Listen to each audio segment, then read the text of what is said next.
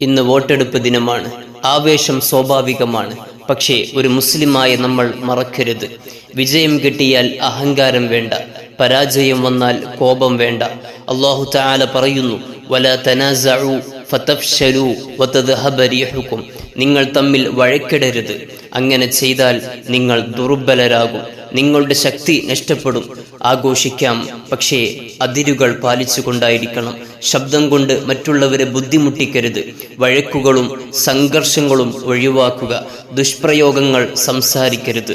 നബി സല്ലല്ലാഹു അലൈഹി വസല്ലം തങ്ങൾ പറഞ്ഞു, ലൈസൽ മുഅ്മിനു ബിത്ത്ആനി വലൽ ലആനി വലൽ ഫാഹിഷി വലൽ ബദീ. വിശ്വാസി മറ്റുള്ളവരെ അപമാനിക്കുന്നവനും ശപിക്കുന്നവനും അശ്ലീലമായി സംസാരിക്കുന്നവനും അല്ല. അതിനാൽ സമാധാനം പാലിക്കുക, മറ്റുള്ളവരെ ബഹുമാനിക്കുക, അല്ലാഹുവിൽ ആശ്രയിക്കുക, അതിനോട് കൂടെ ദുആ ചെയ്യുക. അല്ലാഹുമ്മ വല്ലി അലൈന ഖിയാറന. അല്ലാഹുവേ, ഞങ്ങളിലേക്ക് നല്ലവരെ ഭരണാധികാരികളാക്കി നിയോഗിക്കണമേ. നമ്മുടെ പെരുമാറ്റമാണ് നമ്മുടെ ദീൻ കാണിക്കുന്നത് എന്ന ഒരു ഉത്തമ ബോധം നമുക്കെല്ലാവർക്കും ഉണ്ടായിരിക്കണം.